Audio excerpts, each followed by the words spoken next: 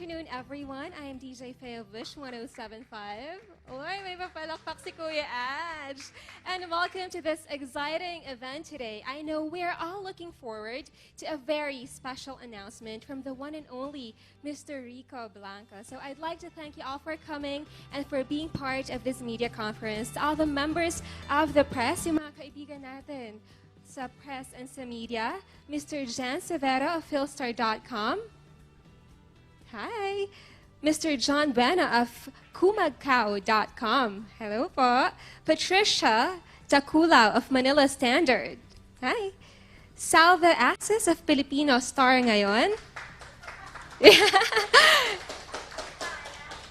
Yes. And then Ed De Leon, Pangmasa and Filipino Star ngayon.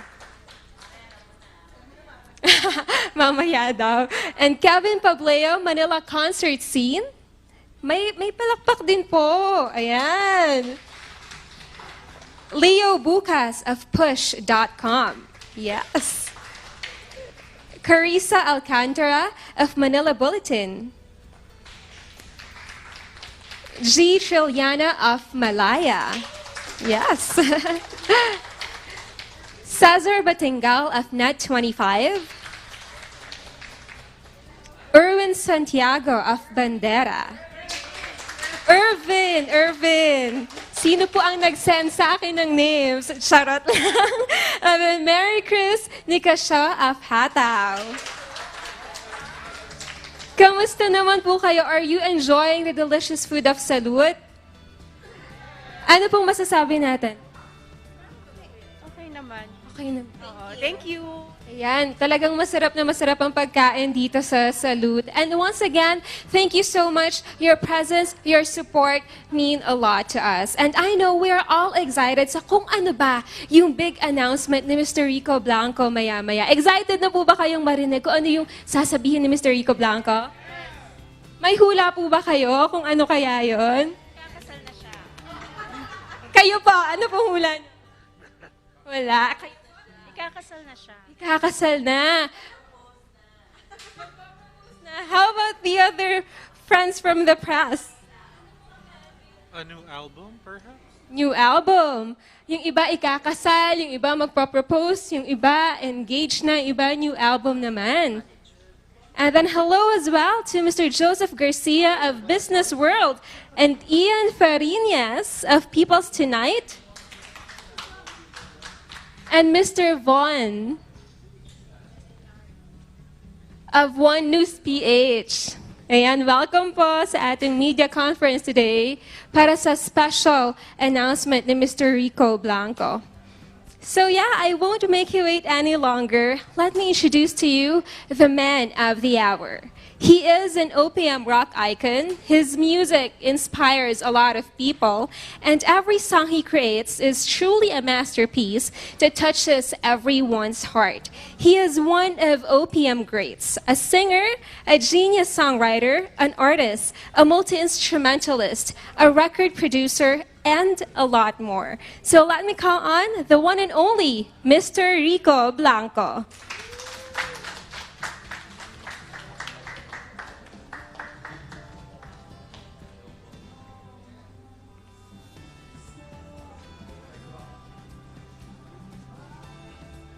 Hello po.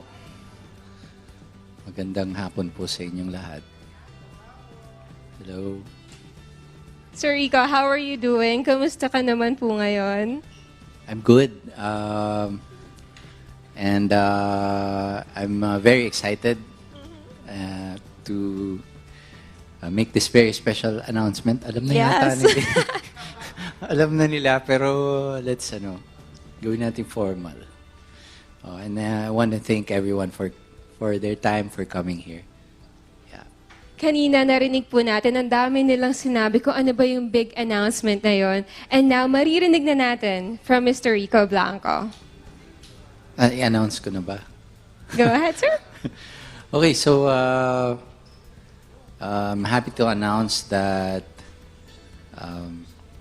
on September 11, I will be back in Araneta Coliseum for a concert. It's been It's been a while since I performed there, and I think for all of us, no, it's been a while na makanood tayo uli ng mga concert sa mga ganitong venue. So I want to thank our friends from Wish and KDR Music House for making this possible. Unti-unti tayong bumabalik sa mga concerts ulit. We've started with bars. We've done medium-sized venues. So I'm happy to announce that we will start to do these big venues again thanks to our friends from KDR. Yeah. And it's now time for the Q&A segment. The first question Sige po. will come from Mr. John. Sabi ni Kuya Aj. Ay, mamaya na daw, Kuya Aj. Hi, Sir Rico. Hello. By the way, I'm John from kumako.com.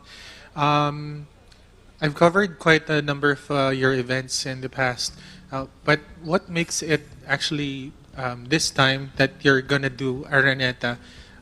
It's such a big venue, and of course, it's gonna be a challenge also to fill up the seats because of the pandemic and also the restrictions that are set by the government. Why do it now, sir? Thank you for that question. And be happy to answer that. I think when our friends from KDR, from Wish, reached out to us and told us about their initiative to, revitalize again this concert scene, we all knew the challenges that we're gonna face. As you mentioned, the pandemic situation it's still around. Yes. And we're starting to somehow live with it, change our lifestyle a little bit to a lot actually, to accommodate and to be safe. There's a lot of uncertainty, and as you know, concerts are I feel it's a product of parang habit. Going out is a habit, like a lifestyle of going out, even going to restaurants and especially concerts, it's a habit. So we are aware of those challenges, but someone's got to do it. Someone's got to start. All right. Diba? So I'm happy to take on that risk with the support of our friends who are also, we know this is a different environment. This is not the height of, people going out. But also we know that people are really, really hungry to experience live music again in this way. So we'll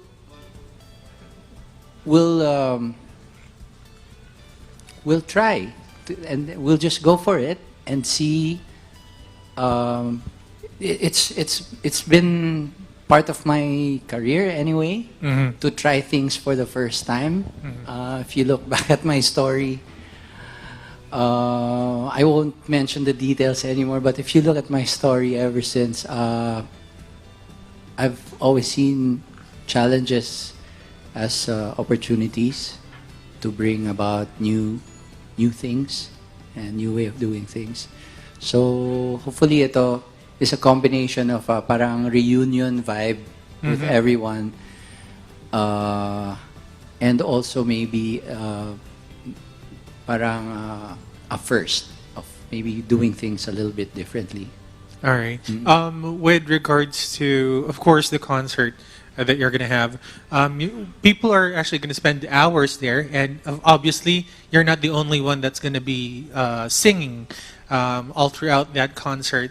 Who are the guests that are we expecting? Yes. I will have a lot of help from friends. So I think the final lineup will be revealed by our friends from KDR, but I know that for my portion at least of the concert, pwede ko na i-announce, boss, no?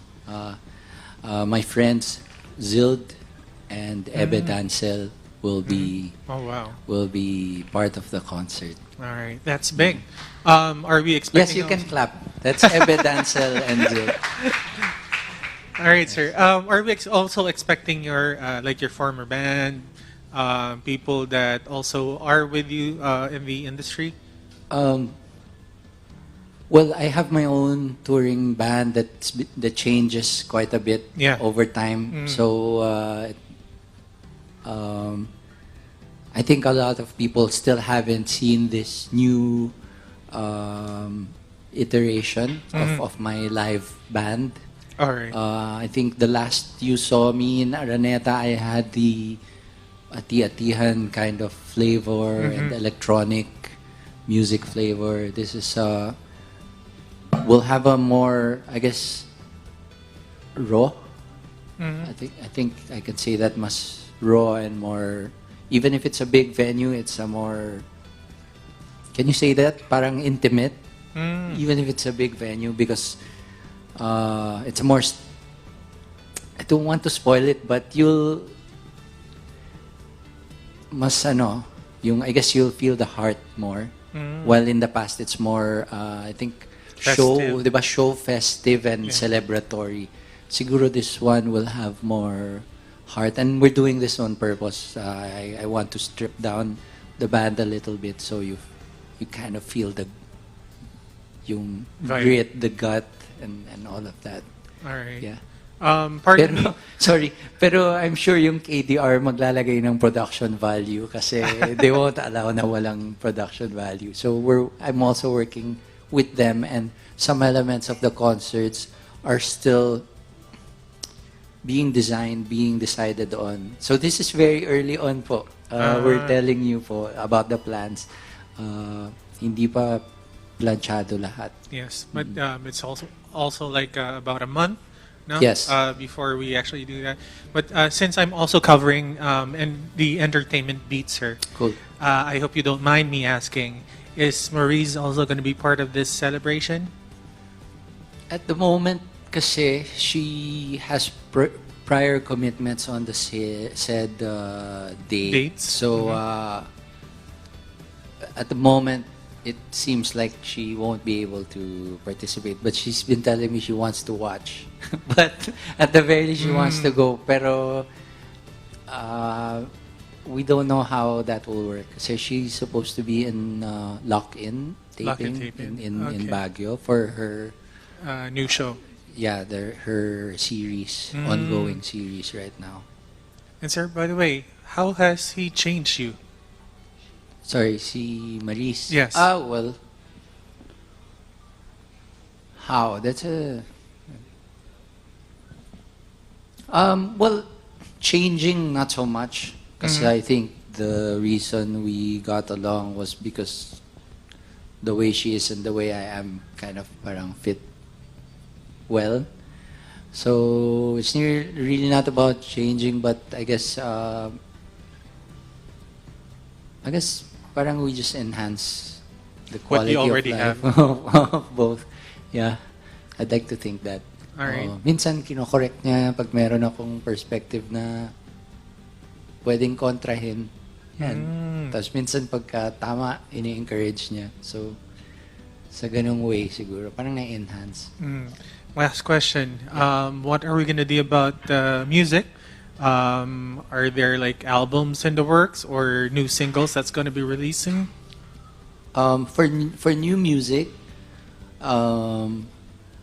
there are plans in place for new music and for let's just leave it at that. For new releases, so I don't want to spoil the surprise. But I spent kasi most of the last couple of years Creating music. pushing the other artists in the Balcony family. I think we're seeing a little bit of space this end of the year for me to work on my music naman before I start working again on I think Never the Strangers and The Good Times Are Next. Zild is done with, there's a new album coming out.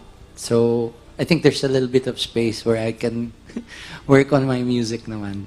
All right. And you're doing a lot in music production, I suppose? Yes. All right. Yes. That'll be all for me. Thank you. Thank you, sir. Thank you for the questions. Thank you so much. And before we proceed to our Q&A, just a few reminder, no political and religious questions. But thank you. And also, we would like to acknowledge the presence of Mario Dumawal of TV Patrol. Hi, Sir Mario, and Mr. Jojo Panaligan of Rider PH. And Eugene Asis of Giorno as well. Thank you so much for coming. And for our next question, Mr. Joseph. Joseph Garcia, Business World. Mr. Blanco, when was the last time you performed at a solo concert? I mean, you had one earlier in June, right? But that Yes. wasn't a solo act. So, when was the last time you performed in a solo act? And why did it take you so long to go back to solo performing? And, well, I don't know if it's a political question, but how do you feel about your song being really prominent during the last presidential elections? That song. Songs, Thank you. actually. Songs, yeah. When was the last time I did a solo concert in a big venue? Parang never, no? Actually, that's a great question.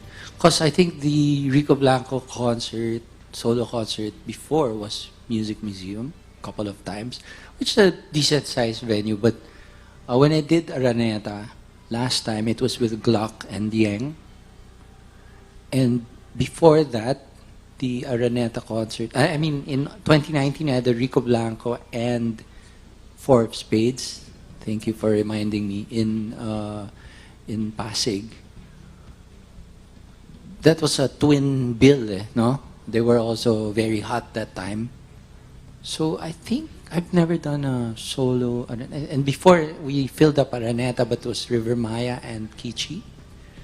And then, yeah, I think Cuneta, Astrodome, River Maya. No, so Rico Blanco parang never. And what a time to try, no? So I have never done it in this scale, I think, solo. And I guess, yeah, the second question, yeah, my song has figured quite a bit in the last political exercise in different camps. My songs are being handled by publishers, no? So and these publishers have bet on me way before the election, so it's really their prerogative, and to be fair to them, I let them decide, because they bet on me when no one bet on my songs, no? So I think it's only fair that they get to decide. But I think of it as, I guess, you know those greeting cards? Di ba may mga truth na nakalagay doon? And you choose which greeting card to buy and to send to someone. Valentine's, birthday, Christmas. I make these greeting cards. These are my songs. And people can use these songs for their own purposes. And it's up to the recipient of the card if they're going to believe the sender that he's really telling them the truth that's in the card. So that's how I feel about my songs when anyone... once you create a song, it's out there for people to use, no? Kung may manliligaw ba na gumamit ng love song ko tapos niloko niya yung niligawan niya, kasalanan ko ba yun? Hindi na yan, di ba? So, partly siguro. Pero, ganun po yung, hindi ko na po siya makokontrol halos. All right, last question, Mr. Blanco, for me. Why did you decide to return to the stage then? What's so special about this year, and basically why? Yeah, I think it's a great question. I think our industry has really, like many industries, was really hit by, in the last 2 years, had a really difficult time. And it's not just the performance, it's a whole industry, you know, from our roadies to our road managers, lighting directors, people who work on the stage, production, hosts, sound engineers, camera people, video people, sound system owners and businesses. It was tough, no? Last 2 years. So parang when KDR reached out to me and they said, Rico, we think it's time. Do you want to partner with us? Let's start making this happen again. I know it's not the easiest. It's not a low-hanging fruit by any means. It's actually the opposite, diba? So and I like the challenge, and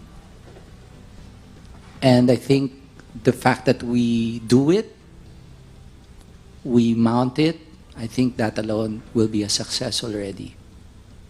Yeah. All right, our next question will come from Mr. Cesar Batingal of Net 25. Hey, Sir Rico, Hello po. I would like to get some of your opinion right now. Doon po sa pagbabalik ng music scene po sa industriya natin. And at the same time po, kumusta po ang balcony? Ano po ang mga bago po sa inyong record label po? Thank you po. Actually, yung pagbabalik ng eksena, nakikita mo talagang parang kumukulo. Parang, if you've gone to some of the shows, the first shows na mga bars or even yung medium-sized venues, ramdam mo yung energy ng audience, pati ng mga performers. Yung po ang tawag dito, parang gigil. Parang nasabik talaga eh. So I'm very hopeful na magtuloy-tuloy. Of course, meron mga laging protocols na kailangan tayong sundin. And siguro, 2 steps forward, 1 step back, 2 steps po. Basta ang importante po siguro, sumusubok tayong umusad kung makakaya, hanggat makakaya. Kasi it's a very big industry din and a very important part of our lives. Music, live music is very important po rin sa ating mga kababayan na ma-experience yun, ma-enjoy yun. A lot of meaningful relationships nagsisimula dyan, friendships, important moments sa buhay ng tao na celebrate, na mamarkahan with live music. It's a great outlet also for people to celebrate, or when they're down. It's I think an important component of human life. So kailangan natin subukan bumalik or simulan uli kung paano na natin siya gagawin ngayon. I don't think we're talking about going back anymore, no. It's a different world, so we figure out paano ba natin gagawin ngayon. And we won't know until we do it. So we need to just go and do it. Diba? And I'm game to be one of the first to help KDR. Kumusta po ang balcony? Ano po mga bago sa balcony? And kumusta po ang pagmamanage ng mga artists like Ebe Dancel? We know naman na both of you are good po talaga sa industry natin. Salamat. Salamat po. Yung balcony is like a dream para sa akin. Para ko siyang pangarap lang, tapos nangyari na. Kasi for the longest time, siguro nasa River Maya pa ako noon, ginusto ko na talagang magkaroon ng label, mag-manage ng iba-ibang artist, tapos napaka-busy ko. Kaya minsan 1 or 2 artists lang ang nahahandle ko. Wala ako ng lakas ng loob na mag-handle ng mas malalaking names. Pero siguro yun yung naging silver lining nung nagka-pandemya. For some reason, lumapit sa akin ng sila Ebe Dancel, sila Zild.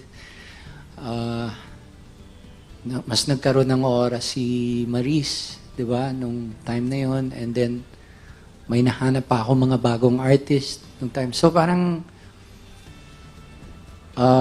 laging siguro may dahilan ng lahat. Sa lowest point ng, 'di ba, ng industry, pandemya, sarado siya ng ilang taon. Doon ako nagkaroon ng chance na magkatotoo yung pangarap ko. So it's a dream for me, managing and being the label of artists na fan ako nila eh. So parang minsan pinapanood ko sila, gusto ko maging part ng journey nito, ni Eve, ni Zild. And then now, I'm not just part of their journey. They're asking me to guide them sa journey nila. So it's a blessing po. Parang pwede enter yung era po ng pandemic natin right now po. We are still experiencing din po eh. Parang yung mga katulad nyo po na mga musicians, meron na rin sariling label like Kian Ceprano has an OC, tapos si James Reid nagkaroon ng Careless. Dumadami po eh. Are you, ano po ba, mas okay po ba ito sa industriya natin? Dati po kasi ang isang singer pupunta sa isang record label na kilalang kilala sa buong industriya. Tapos ngayon po, iba't iba na, napakadaming lumilitaw, sumusulpot. Siguro, ano siya, no?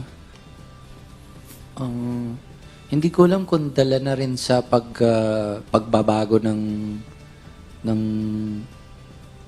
technology. Kasi mas konti na lang yung physical.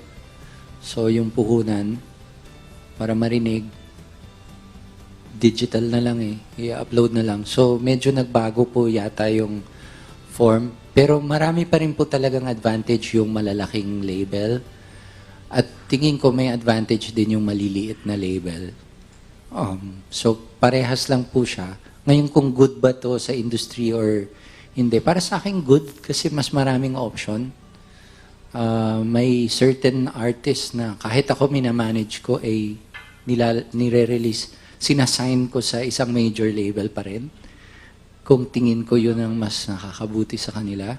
Kasi ako first and foremost, manager, bago label. Kasi ang management po, parang binibigay ng artist sa iyo yung tiwala nila na para sa career nila eh, kung ano mangyayari sa kanila. So hindi ko pwedeng unahin yung label ko doon. Yung munang career ng artist ko ang inuuna. So minsan po hindi sila nasa-sign sa indie label ko. Minsan po. Yung ilan po sa kanila nasa major po.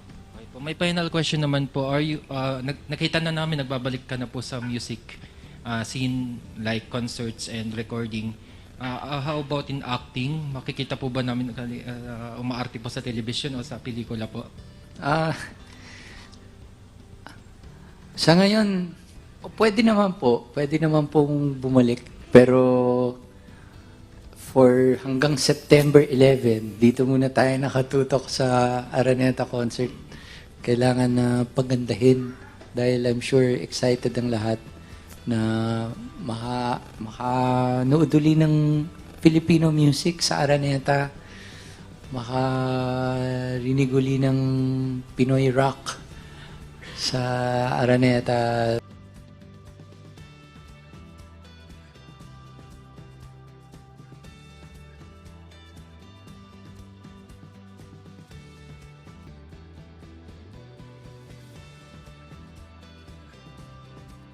Actually, nung una, hindi ako yung unang-una eh, di ba? Parang pangatlo or pangapat ako. So, game. Tapos, ngayon, parang halos mauna yata ako. So, may konting parang challenge lang po kasi hindi katulad dati na every week may tumutugtog. So, gagayahin mo lang, ikaw lang yung next. Parang ganun. So, ngayon, may konting ganun lang po. Challenge lang dahil po sa inertia, siguro. But also, opportunity. Kasi gigil na gigil din po yung taong makanood uli ng concert. So, siguro that balances out lang yung challenge at saka yung opportunity. Ano po yung isa pong, how am I preparing? Yung isa po yung physical. Kasi pagka... If you haven't been to my concerts in the past, medyo it's a physical exercise po for me, literally. So I need to ramp up my cardio as I usually do pag matagal po akong hindi nakakapag-concert. Kung tuloy-tuloy po kasi yung concert, like yung every week, dati, ganyan meron. So kahit papaano kondisyon, ngayon na I have a month, no? Para mag-cardio. Nakaset up na po uli yung exercise bike sa tabi ng kama ko sa bedroom. Kailangan pong mag-start na ulit. You also mentioned earlier that you're planning to focus on your music na rin in the future. How would you describe your music sense and development over the years?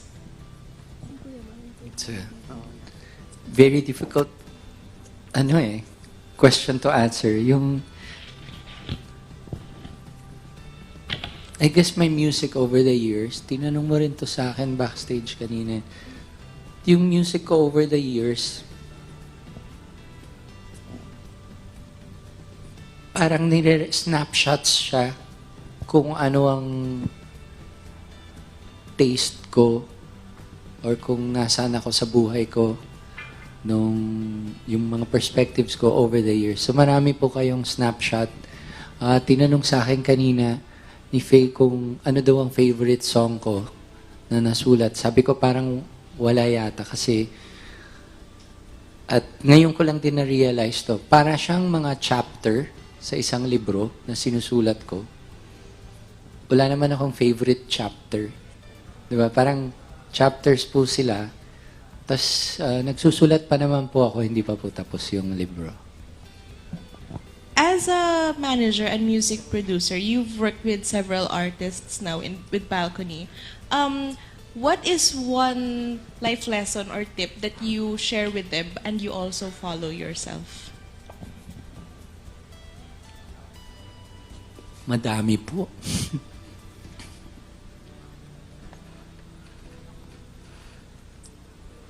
Yung sinasabi ko po lagi, hindi ko po sila ma-assure ng success. What I can assure, bibigay ko yung best effort ko para ma-maximize yung window na opportunity nila sa success. But what they can do is, kasi tatlo po yung element ng success para sa akin, yung talent mo, yung hard work, tapos yung opportunity. Kailangan dumating po yun lahat. Yung talent tsaka yung hard work, halos magkapatid lang. If you work hard, yung talent mo mag-i-improve. And kung talented ka pero wala kang hard work, wala pong mangyayari. Pero yung dalawang yun po, in control nyo po yun. Kaya mong i-control. Yung opportunity, sinasabi ko sa kanila, ako nang bahala mag-provide ng maximum na opportunity. Hopefully, kung may hard work sila, yung talent nila ay mabibigyan ng maximum na opportunity. Parang ganun po. Sinasabi ko lagi sa kanila. For my last question po, what can you say to your fans, old and new, who continue to support you in your journey? Thank you po. I super love that I have all these new fans. Many of them know me as that guy on TikTok. Some of them are surprised that I actually have a band. But I love it because it's different side, and then at the same time, I'm so thankful na yung mga fans ko from way back, nakikita ko pa rin po sa mga concert. I'm sure ngayon nanonood sila sa live stream natin at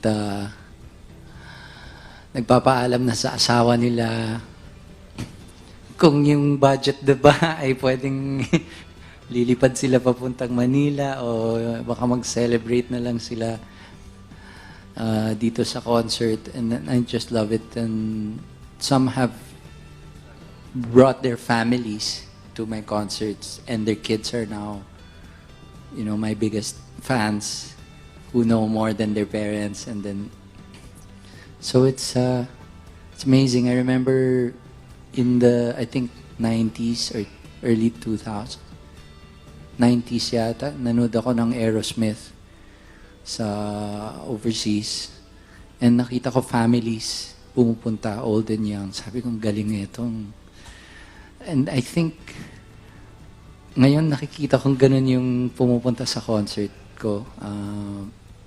Couple of generations enjoying my music, so that's it's a blessing po. Hindi ko po pinangarap yun. Hindi po. Thank you so much and congratulations again. Salamat po. For our next question, it will be coming from Mr. Mario Dumawal of TV Patrol. Sir.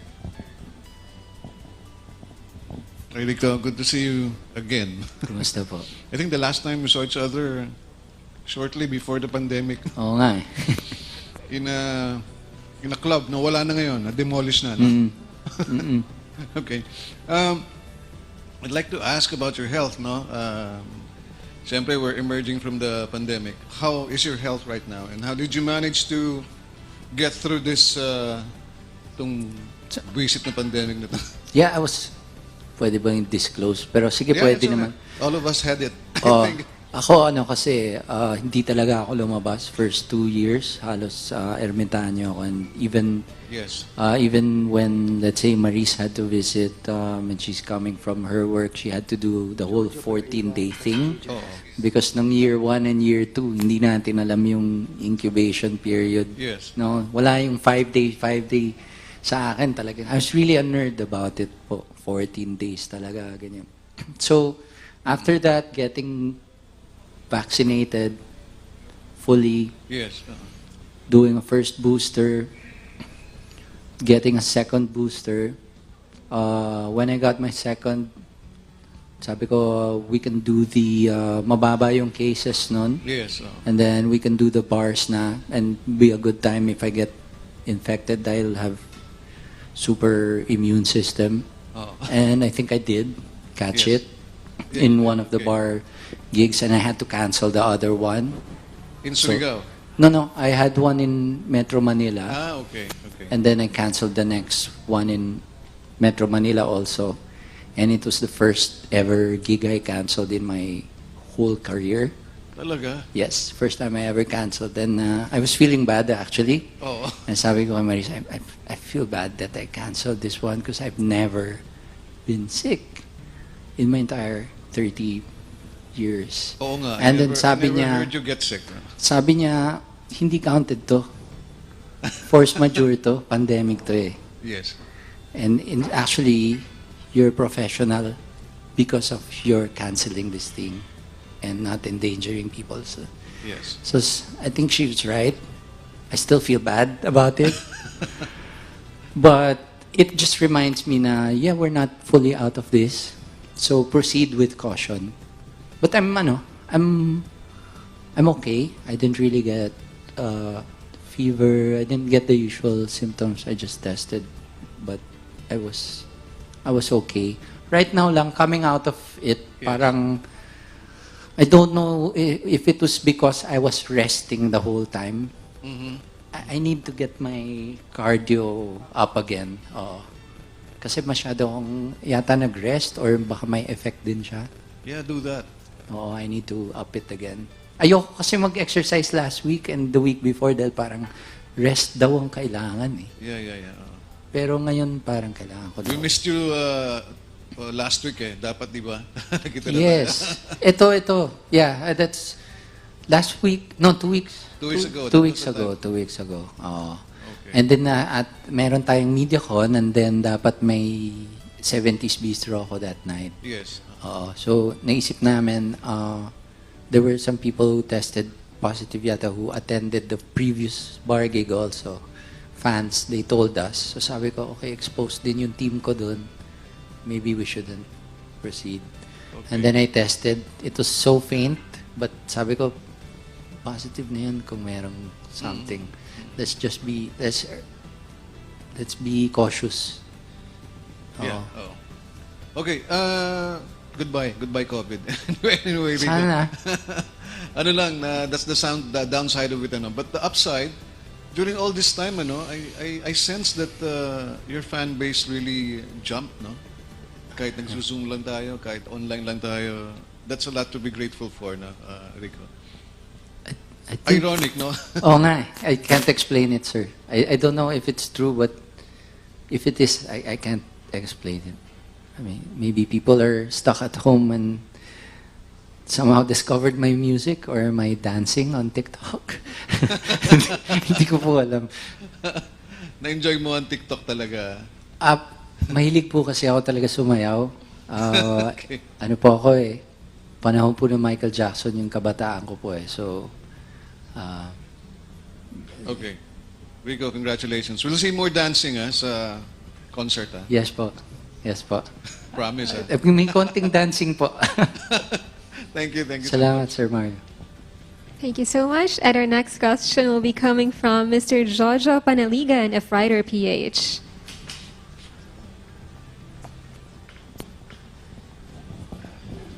Hi, Rico. Sir. I jog to Yugto every morning.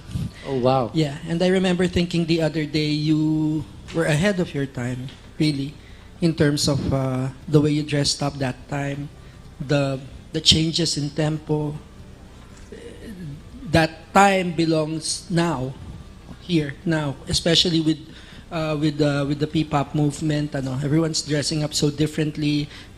Nobody just gives a damn. That's just like your music, So, how is the current music scene influencing the next Rico Blanco songs? The advent side of it all, the brazenness. I have a... Thank you, Jojo. I actually have an ongoing joke with my artist friends about that being ahead of my time thing. Thank you. I'm glad you think that. And I got goosebumps when I heard you say it. It's something my friends tell me. And when I believe them, at times when I believe them, medyo naiinis ako. Because being ahead of my time meant I could have been more commercially successful and could have made more money if I wasn't ahead of my time.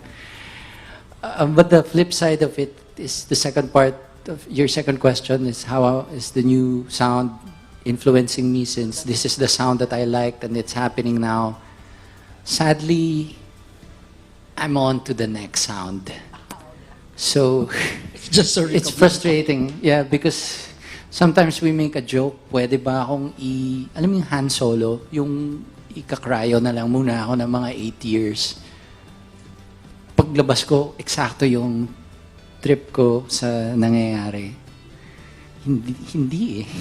Talagang andun na ako sa next. Pero I'm trying now to make songs that I liked a few years ago and then ngayon ko ilalabas. I'm not as excited, but I might give it a shot and see what happens. But I'm not as excited as doing the next sound that I like, sana, which doesn't sound like the stuff that's out now. If I'm making sense, yeah. Do you believe in galing is all? I asked that in line with my second question. What is your advice to young musicians who are really just giving it their all, thinking that galing is all, and you coming from a point of view na ikaw galing is all ka eh. But sabi mo na nga just now na you could have been more commercially successful, and I believe that, and I had hoped for that. On the flip side naman, Jojo, it's when... Okay, sorry, Zild. I know you said this in confidence, but when he told me, like, I'm such a fan of Zild. I'm like such a huge fan, and I'm happy to now be managing him. It's more than I wished for back then when I first discovered his music. So when he tells me that his favorite, or one of ba, and I don't know, you just ask him, sobrang gusto niya yung Galactic Fiesta-matic album ko, which maybe that's what you were referring to. It's a little bit ahead of its time. It's all electronic, no guitars. The look, which is like normal now. And people looked at me funny then when I came out. And all the sequence stuff on choreography on stage and the dancing and the video wall and the lighting. That's what they're doing now. But that's his favorite now, and it shaped the kind of music that he wanted to make. So parang yun yung bonus sa akin. Okay, I don't have X millions in the bank, but an artist who I really admire tells me that that's his favorite album. So, busog naman yung puso ko kahit yung wallet hindi ganun kabusog, parang ganun. Okay lang. Thanks, Rico. All right, thank you so much. And before we proceed sa next question natin, magbasa muna tayo ng mga reactions from our netizens from YouTube and Facebook. Biancas Canilia Jr. said, "Rock on Rico Blanco, bring back our music sounds echoing again, hashtag 90s. And then Lila Kawan said, "Nice, supportahan natin OPM music and artists. Tayo ay Pilipino." Next reaction came from Mix Vids, and he said, "Good to see you back, Sir Rico. Can't wait for this concert." And then Shireen Castilla said, "Rico started the drive-in concert during the pandemic. Now, after the Music Museum, it's the Araneta Coliseum."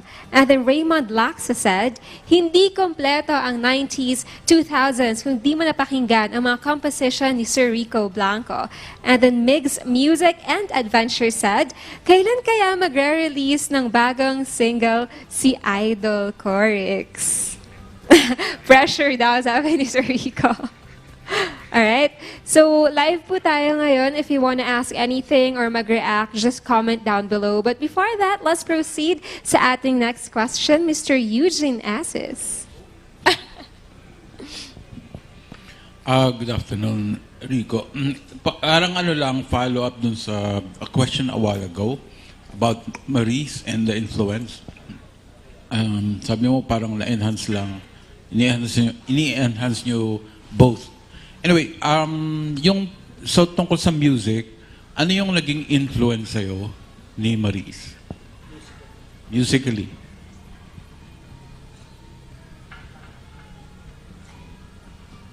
Lahat po kasi ng pag may ka-work ako at may kailangan akong pag may ka-work ako, marami po talaga akong musically na hindi po siya specific na puro ganito lang eh. Pero parang meron laging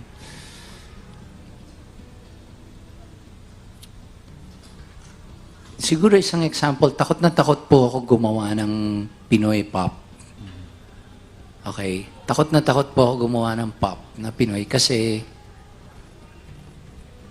okay, I'm just gonna be real. No? I'm just gonna be real. Pag banda kasi yung tugtugan, kahit yung video medyo art medyo gritty, madumi, lo-fi, whatever, papasay. Pero pag pop kasi medyo kailangan polished eh. Malaking budget din ng para gumawa ng, kasi you're side by side with and then it's really challenging to do pop videos. So minsan may magandang pop song and we live in a time na importante yung video. Kasama siya sa presentation, I guess, ng music, yung visual. So takot po akong gumalaw dun sa mundo na yun, kahit na dati ko pa talagang gusto gumawa ng pop. Kasi po, lumaki ako pop fan eh. Mga uncle ko mahilig sa Beatles. Lahat ng auntie ko mahilig sa ABBA. Bee Gees. So, mahilig po ako sa pop disco, ganyan. At lumaki ako sa radyo, sa mainstream radio. Nabanggit ko kanina Michael Jackson, di ba? So, lahat yan, Madonna, paborito ko yan. I think yun yung medyo na-push ako ni Maurice nung sinabi niyang, etong gusto ko gawin. Initially, we thought it was a great idea because she had that noontime show. where she was dancing every week. And then sabi ko, okay, if they're giving you that spot, then songs mo yung kakantahin mo. Ang ganda. And then, by the time ginawa namin yung songs, they canceled that show na, no? Sa 5 yata, that noontime show. But then she said, no, I still want to do that. Napush ako dun. And then she showed me na, okay, doable naman pala. And right now, it's easier na. Kasi nakalabas na siya ng several. Mahirap po yung umpisa eh. Lagi po yung umpisa mahirap kasi yun yung first impression. So, dahil naitawid namin yung first niya, yung Ate Sandali, tapos nagkaroon na ng several after. Parang ngayon, we can do pop. We can do pop. Yun malaki. Malaking tulong po yun sa akin. It's a kind of music that I've always loved. So she made you a bit comfortable about doing your now music. Yes po. And mahirap po. Nagawa namin mahirap po talaga. Kasi nung time na mag-shoot kami ng pop video, restrictions po. Yung talagang height ng restrictions. So yung dancers, kailangan sa pop, marami kayong sumasayaw. 2 lang yung dancers niya. Di ba? Kailangan naka-test lahat. Kailangan konti lang kaming crew. Ang hirap po eh. Sa pop video, dapat may 12 taong sumasayaw sabay-sabay. Ang hirap po. Cost pa lang ng testing ng bawat tao. Nagmumultiply yung cost. So ako, even as a record executive, medyo na-push po niya talaga ako doon. And then she was right na gawin yun. I think the hardest part is behind us na. It's easier now po. Okay. Tungkol naman doon sa concert, I don't know if it has been asked earlier because I'm late. Ano yung pwede mo sabihin na highlight ng show and yung mga pwede nating sabihin ng mga guests sa show? Okay po. Nabanggit ko po kanina yung guest. Ulitin ko lang po. And I think po, to answer your question, magandang highlight din po ng song. Kasi I'm working with Direk Arnold and I'm really collaborating with him and letting him also give me his inputs para maiba naman siya sa concert ko lang na kahit saang stage ako tumungtong parehas lang. So, Direk Arnold is gonna give his inputs. And yung mga suggested yun ng guests will be Ebe Dancel and Zild. So, pwede pong abangan yun. And I'm hoping that the whole set will be a highlight.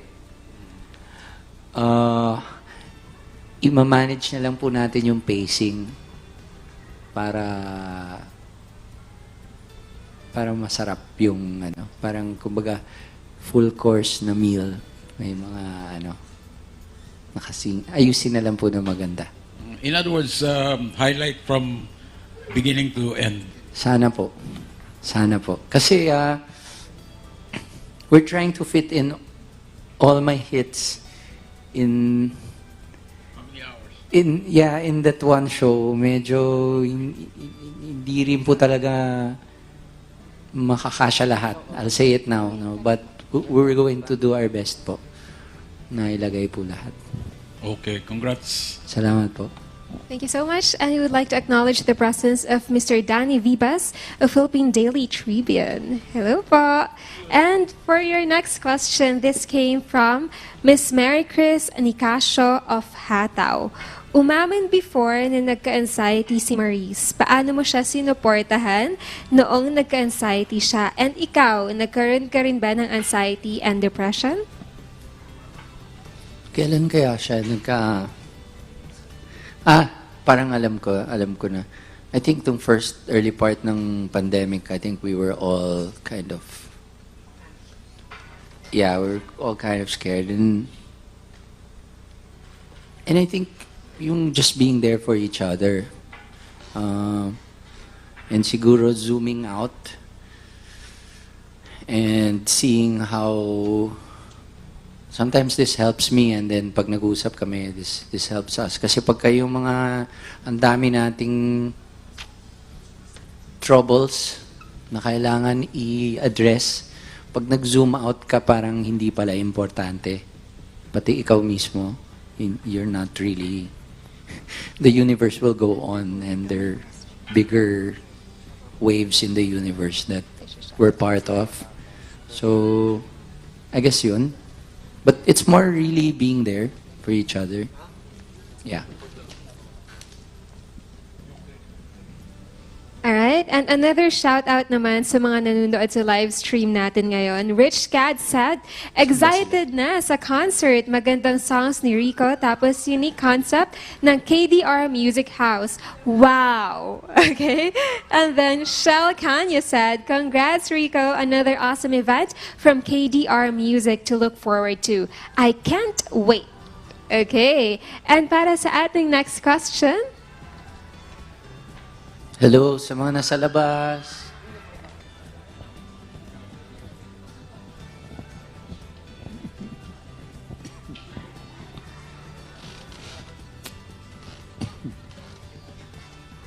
Question? Hi, Sir Rico.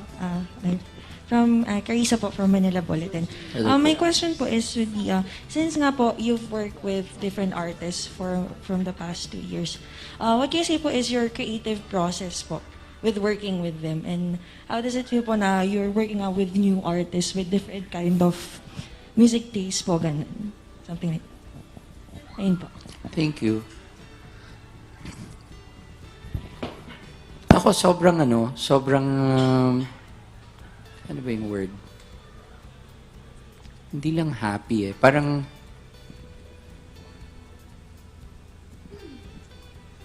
sobrang inspiring sa akin to work with artists. Kasi minsan madalas nagsasawa na ako sa sarili kong taste. And I have to look for inspiration kung saan-saan. But working with these artists, they're already bringing something to the table. And I just have to react to it. If you're asking about the creative process, I listen to what they send me, even if they're rough demos. And I try to give it the ultimate fans' benefit of the doubt. Like yung sinesend nila sa akin, no matter how rough, iniisip ko agad, this is gonna be a hit. Even if it's something hindi ko usually gusto. So, i-imagine ko muna yun. And then if there's something that's really bothering me there, or meron akong sobra akong nagustuhan, and then may suggestion ako how to make it better or improve, or nakita ko maybe alam kong kaya nilang i-improve because kind of medyo alam mo na yung yung kakayahan nila. Doon ko sinasuggest sa kanila, and I always explain why. I don't just tell them, take out this chorus, add this chord. I tell them why. Yung feeling na ganito, bakit, mas ganito, mas memorable siguro kung ganito. Hindi ba mas nakakatawa pag may ganito? Ano sa tingin mo? Ganon. So, I'm doing like A&R work. Or like, I'm listening to your album na, parang lahat medyo ganito. Gusto mo gumawa ng something na iba para mabuo yung album. Parang ganon. Or it's things like that. So that's the process. But one part of the process is really asking them to send me at least 20 songs. Yeah, if you want an album. And some of them are stuck. And I tell them, just write. It doesn't have to be a great song. Write and then send it to me. Write, send it to me. And then, mamaya gumaganda na. You know, if stop working on one song. Iba-iba po eh. Kasi each artist is in a different place. And I can't copy-paste my advice for one sa isa. Iba-iba po lahat. Ayun na po. Congrats po on your upcoming Salamat concert. po. Salamat po. Hope to see you there. Saya rin po na merong in-person media conference, hindi Zoom. Walang lag. Tuloy-tuloy. And for our next question naman from Miss Salvi Asis of Filipino Star ngayon. Hi, Rico. Hello po. Rico, kanina, nasagot mo na yung question kung anong highlight, pero anong concept nung whole concert? Tapos anong difference ng concert sa Araneta sa mga naging concert mo sa mga bar? Thank you. Thank you. That's a great question. We're actually still finalizing yung concepto ni Direk Arnold. So that's going to make this concert different right away. I'm collaborating with KDR, and I told them na I'm really going to entertain their suggestions because I'm really, these days, that's what I enjoy. Working with other people's ideas, building on their ideas. The difference from the bars, it's going to be much bigger. And if you've been to my concerts, bigger venue, iba rin yung language. Iba rin. Like sa bars, you can't really, iba po yung tunog ng chorus singing ng mga tao sa malaking venue and you know naman my concerts are very interactive. I always believe that the audience is as much a part of the concert as I am, and I'm just the cheerleader. So to have a big venue is something really, it's a different experience po. I think some of you have seen on YouTube the Dubai concert. Unfortunately, you do not hear the audience that much in the YouTube video. So I think that's a good thing also, para something to look forward to sa Araneta. Because the energy there, siguro nauna sila mag-open up, no? Kesa sa atin. So that's something also we want our kababayans here to experience naman. Plus the guests. And plus, I think mas liberal sa time limit. Kasi sa Dubai, it was a festival. So I had a very strict time restriction. Sabi po sa akin dito nila, Direk Arnold, medyo maluwag naman daw yung time ko. So I'll have more time to savor the experience. Yung iba ko pong concert, medyo namamadali yung guitar solo, yung spiel, wala na. Hindi po ako nakainom ng tubig. Tugtog na agad. For this one, it's going to be a little more, siguro, mas generous siguro yung pace. Thank you po. Thank you so much. And magbasa po tayo ulit ng another reaction from our netizens. Micaela Dongan said, watching from Albay, I'm so excited for this concert. Di pa din ako makamove on from your last gig at the Music Museum. And then Lila Kawan said, laking tulong nyo during the pandemic kasi kayo lang ang active sa music that time. At laking tulong din sa amin na dumaan sa stress dahil sa pandemya. Thank you. That's actually one of the reasons that we really also continued putting out music during the pandemic. Ang hirap po kasi mag-produce talaga during the pandemic. But I'm glad to hear that comment. We also knew that people needed music, new music, during that time. There were times na I was producing, for example, yung kay Ebe, I was producing an orchestral arrangement via Zoom. Ang hirap po eh. Or an acoustic guitar player in another studio, and then pagdating sa akin ng files, may hum pala yung recording, nakauwi na yung guitar player. Mahirap po, but, and there are other, I guess, horror stories, but we decided to continue doing music during the pandemic kasi nga, nasa bahay ng mga tao, naghahanap din ng bagong papakinggan, papanoorin. Salamat po dun sa nag-comment na na-appreciate nila. And any more questions from our friends from the press? May food pa daw ba? May food pa daw ba, Kuya Joke lang, Aj? joke lang. Alright. If there's none, thank you so much sa lahat ng kaibigan natin from the press and the media. And thank you so much, Sir Rico Blanco. Salamat po. Any last message po sa lahat ng iyong supporters, fans, and to all our friends from the media as well? Sa mga friends natin sa media, salamat po for your time. Pasensya na po kung yung original schedule natin ay na-postpone, and thank you na nandito kayo uli. Sabi ko nga kanina, masarap pala yung MediaCon na hindi Zoom. Okay din eh. Isang tingin mo lang andyan agad lahat na hindi yung headshot lang. At saka hindi nag-hang. Opo. Sa lahat ng online, salamat po sa inyo. Sa lahat ng nasa labas, hello. Ayan. Gusto ko po magsalamat sa Wish family, sa KDR, sa pag-imbita nila. Yung initiative po ay sa kanila po talaga nang galing. It just so happens, aligned po kami. Nung nag-meeting po kami, gusto na rin po namin tumugtog ulit.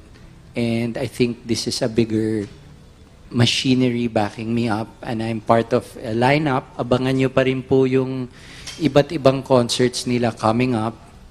Isa lang po ako of, ilan po ba?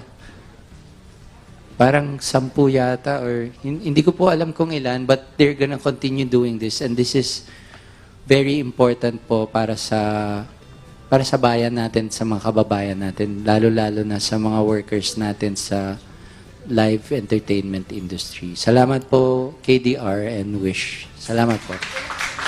Thank you so much, Sir Rico Blanco. And again, congratulations on your upcoming concert, September 11, 2022, at the Smart Araneta Coliseum. And tickets will be available on July 31. Ayan po yung inaabangan. July 31 ng tickets. Yeah, Saan po? Ticketnet. Meron na. Sa Ticketnet po. Ticketnet, July 31. Alright. Thank you po. Thank you so much, everyone. And we can start taking pictures now na po with Sir Rico Blanco.